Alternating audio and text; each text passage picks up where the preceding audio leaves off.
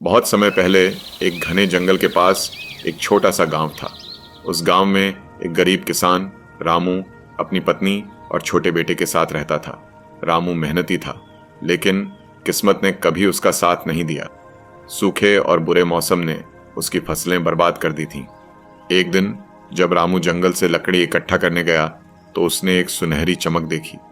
जब वह करीब गया तो उसने देखा कि एक चिड़िया जिसका पूरा शरीर सोने जैसा चमक रहा था, एक टूटे हुए पेड़ की शाखा पर बैठी थी।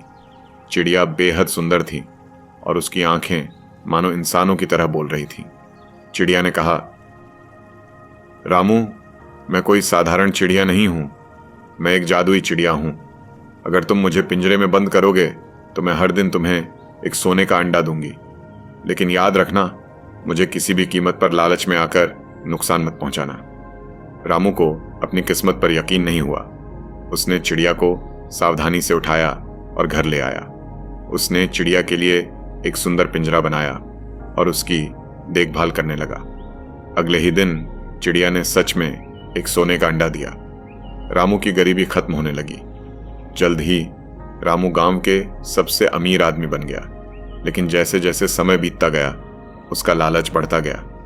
एक दिन उसने सोचा, अगर चिड़िया रोज एक अंडा दे सकती है तो उसके अंदर जरूर ढेर सारा सोना होगा। क्यों ना मैं इसे एक बार में ही निकाल लूं। रामू ने अपनी पत्नी के मना करने के बावजूद चिड़िया को मारने की ठान ली। उसने चिड़िया को पकड़ा और उसका पेट चीर दिया।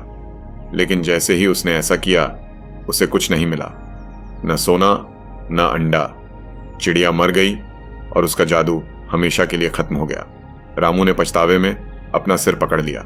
अब न तो चिड़िया थी न सोने का अंडा।